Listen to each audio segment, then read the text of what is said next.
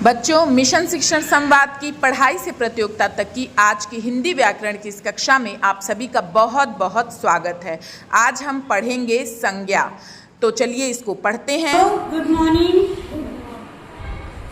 Mission शिक्षण संवाद पढ़ाई से प्रतियोगिता तक हिंदी व्याकरण प्राथमिक स्तर में आप सबका स्वागत है। तो आज हम लोग पढ़ेंगे प्रकरण 9। लेकिन इससे पहले हमने पिछली कक्षा में क्या पढ़ा है उसको एक बार थोड़ा सा रिवाइज कर लेते हैं कि हमने इसके पहले क्या पढ़ा था। इसके पहले हमने पढ़ा था लिंग के बारे में। किस बारे में पढ़ा था? लिंग के बारे में। लिंग किसे कहते हैं? सबसे पहले तो हमने जाना था कि लिंग किसे कहते हैं। तो लिंग वह है जो किसी वस्तु या किसी व्यक्ति या किसी भी जीव के बारे में बताता है कि वो पुल्लिंग पुरुष है कि स्त्री है कि पुरुष है, नर है कि मादा है। ठीक है, इसे कहते हैं हम लिंग। लिंग शब्द जो है वो संस्कृत शब्द से आया है जिसका अर्थ होता है चिन्ह या निशान। ठीक है, हमने ये भी पढ़ा था कि लिंग 2 प्रकार के होते हैं। पहला होता है पुल्लिंग और दूसरा होता है स्त्रीलिंग। हमने इसके प्रकार पढ़े थे और इन प्रकारों के बारे में भी पढ़ा था कि पुल्लिंग किसे कहते हैं और स्त्रीलिंग किसे कहते हैं। पुल्लिंग वो शब्द होते हैं जो हमें नर जाति का भेद बताते हैं। ये पुरुष जाति का, जैसे बकरा, शेर, लड़का, ये सब पुरुष के बारे में बताते हैं ना।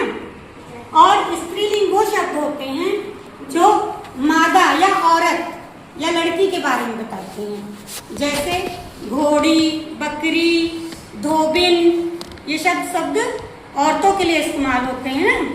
तो पुल्लिंग और स्त्रीलिंग। इसके बाद हमने इसके कुछ प्रकार देखे थे, जैसे नर का मादा,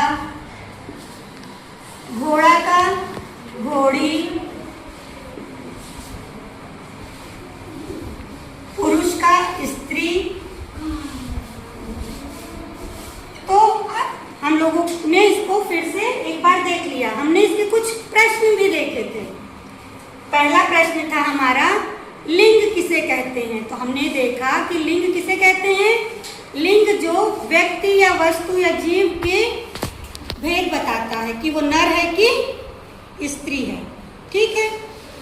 सेकंड प्रश्न था कि लिंग कितने प्रकार के होते हैं। तो लिंग के कितने प्रकार होते हैं? 2 प्रकार होते हैं। एक होता है पुल्लिंग और एक होता है स्त्रीलिंग। फिर हमने देखा तीसरा प्रश्न था हमारा कि लिंग शब्द का क्या अर्थ है। लिंग शब्द जो है वो संस्कृत की भाषा से लिया गया शब्द है और जिसका अर्थ होता है चिन्ह या निशान। ठीक। चौथा प्रश्न था नर शब्द का स्त्रीलिंग क्या है। तो नर शब्द का स्त्रीलिंग नारी भी होता है और मादा भी होता है। दोनों ही करेक्ट ऑप्शन है इसके। नर का नारी भी सही है और मादा भी सही है। पुल्लिंग किसे कहते हैं? पुल्लिंग वो शब्द होते हैं जो पुरुष जाति का भेद बताते हैं या पुरुष जाति के बारे में बताते हैं, उन्हें हम पुल्लिंग कहते हैं। अब हम देखेंगे अनुच्छेद के बारे में। अनुच्छेद एक छोटा सा टॉपिक होता है। इसको हम पहले 2 बार पढ़ेंगे, कम से कम 2 बार इसकी रीडिंग लगाएंगे। एक बार हम लगाएंगे, दूसरी बार आप लोग स्वयं इसको पढ़ना। एक बार की बात है, एक चींटी और एक टिड्डा जंगल में रहते थे। चींटी दिन रात मेहनत करके भोजन इकट्ठा करती और टिड्डा सारा दिन गाने गाता और खेलता रहता था। चींटी ने टिड्डे से कहा, बरसात आने वाली है, तुम भी थोड़ा सा भोजन इकट्ठा कर लो। लेकिन टिड्डे ने उसकी बात नहीं मानी। फिर कुछ दिन बाद बरसात शुरू हो गई। टिड्डे के पास खाने के लिए कुछ भी नहीं बचा और वह भूखा रहने लगा। दूसरी तरफ चींटी मजे से खाती और आराम करती, क्योंकि उसने क्या किया था, पहले से ही सारी तैयारी कर रखी थी। अब टिड्डे को अपनी गलती का एहसास होने लगा। उसने चींटी से मदद मांगी कि मुझे कुछ खाने को दे दो। तो चींटी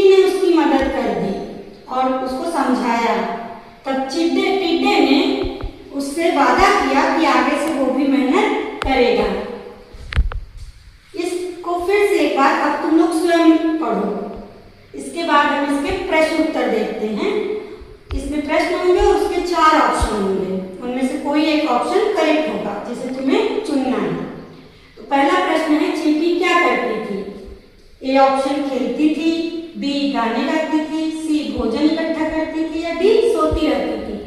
तो चींटी क्या करती थी? भोजन इकट्ठा करती थी। इसका सी ऑप्शन करेक्ट है। अगला प्रश्न है, टिड्डा अपना समय कैसे बिताता था? गाने गाकर और खेलकर, बी पढ़ाई करके, सी भोजन इकट्ठा करके या डी काम करके। तो टिड्डा तो सारे समय क्या करता था? गाने गाता था और खेलता रहता था। तो इसका ए ऑप्शन करेक्ट है। तीसरा क्वेश्चन, बरसात आने से पहले चींटी ने क्या किया? घर बनाया, भोजन इकट्ठा किया, यात्रा की या सो गई? तो बरसात आने से पहले चींटी ने क्या किया था? अपने लिए भोजन इकट्ठा करके रख लिया था। इसका बी ऑप्शन करेक्ट है। चौथा क्वेश्चन, बरसात में टिड्डे की क्या स्थिति हो गई? टिड्डे का क्या हाल था? वह खुश था? वह अमीर हो गया? नहीं। उसके पास भोजन नहीं था या फिर वो यात्रा पे गया? तो इसका करेक्ट ऑप्शन सी है, उसके पास भोजन नहीं था। और लास्ट क्वेश्चन है, कहानी से हमें क्या शिक्षा मिलती है? तो पहला ऑप्शन है, समय पर मेहनत और तैयारी करनी चाहिए, बी ऑप्शन केवल खेलना चाहिए, सी ऑप्शन दूसरों की बात नहीं मानना चाहिए या डी ऑप्शन काम से बचना चाहिए। तो इस कहानी से हमें ये शिक्षा मिलती है कि समय समय पर हमें मेहनत और अपनी तैयारी पूरी करना चाहिए। ठीक है बच्चों? तो चलो बच्चों, अब आते हैं आज के प्रकरण पे। आज है शीट नंबर 9। शीट नंबर 9 और आज हम पढ़ेंगे संज्ञा। संज्ञा किसे कहते हैं, संज्ञा के कितने भेद होते हैं और उनके भेदों को कैसे पहचानेंगे। तो आओ सबसे पहले हम जानते हैं कि संज्ञा होती क्या है, संज्ञा कहते किसे हैं। संज्ञा सिंपल शब्दों में कहें तो किसी का भी नाम, इस संसार में जितने भी नाम हैं उन्हें हम एक तरह से संज्ञा कहते हैं। संज्ञा किसी व्यक्ति, वस्तु, स्थान, प्राणी, गुण या कोई भाव जो हमारे मन में उत्पन्न होता है, उन सब का जो बोध कराए उसे ही हम क्या कहते हैं? संज्ञा कहते हैं। जैसे व्यक्ति का नाम ले लो, मोहन, राधा, अजय, विजय, सुनील नाम है। किसी स्थान का नाम ले लो, जैसे जयपुर, राजस्थान, कुंडा, प्रयागराज, ये सब भी कहीं जगह का नाम है। वस्तु का नाम ले लो, pen, pencil, copy, board, car, बाल्टी, ये भी किसी चीज का नाम है। गुण, काला, सफेद, हरा भरा, सुंदरता, ये सब गुण होते हैं। तो इनको भी हम किसी न किसी नाम से बताते हैं। और हमारे मन में जितने भी भाव उठते हैं, जैसे खुशी का, गुस्से का, रोने का, हंसने का, तो ये सारे भाव जिनके बारे में हम बताते हैं और जिसको हम नाम से बता सकते हैं, वो सभी चीजें क्या होती हैं? संज्ञा होती हैं। ठीक है? संज्ञा के कितने प्रकार होते हैं? तो बच्चों, संज्ञा के 5 प्रकार होते हैं। कौन कौन से? जातिवाचक संज्ञा, व्यक्तिवाचक संज्ञा, द्रव्यवाचक संज्ञा, भाववाचक संज्ञा और समूहवाचक संज्ञा। ये 5 प्रकार की संज्ञा होती हैं। अब हम एक एक को विस्तार से पढ़ेंगे। तो सबसे पहले हम देखते हैं व्यक्तिवाचक संज्ञा। व्यक्तिवाचक संज्ञा होती क्या है? व्यक्तिवाचक संज्ञा वो संज्ञा होती है, वो शब्द होते हैं जो किसी विशेष व्यक्ति, वस्तु, स्थान या प्राणी के बारे में हमें बताएं। जैसे मैंने बोला राधा इधर आओ, तो मैंने किसी स्पेशल व्यक्ति को बोला है, किसी खास व्यक्ति को जिसका नाम राधा है। मैंने कहा अजय खाना खा लो, तो अजय कोई विशेष व्यक्ति है जिसका नाम अजय है, हम उसी को कह रहे हैं कि तुम खाना खा लो। तो जब हम किसी चीज को स्पेशली बोलते हैं, जैसे मैंने चावल खाया, तो चावल एक स्पेशल चीज है कि मैंने खाया है इसको। तो जब हम किसी चीज को नाम से बता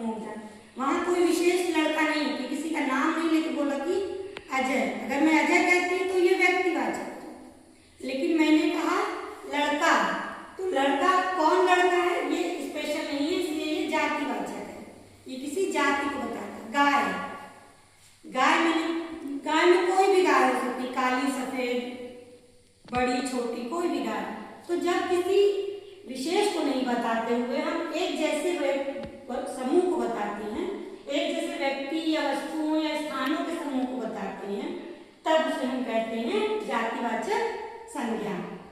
तीसरा आता है हमारा भाववाचक संज्ञा।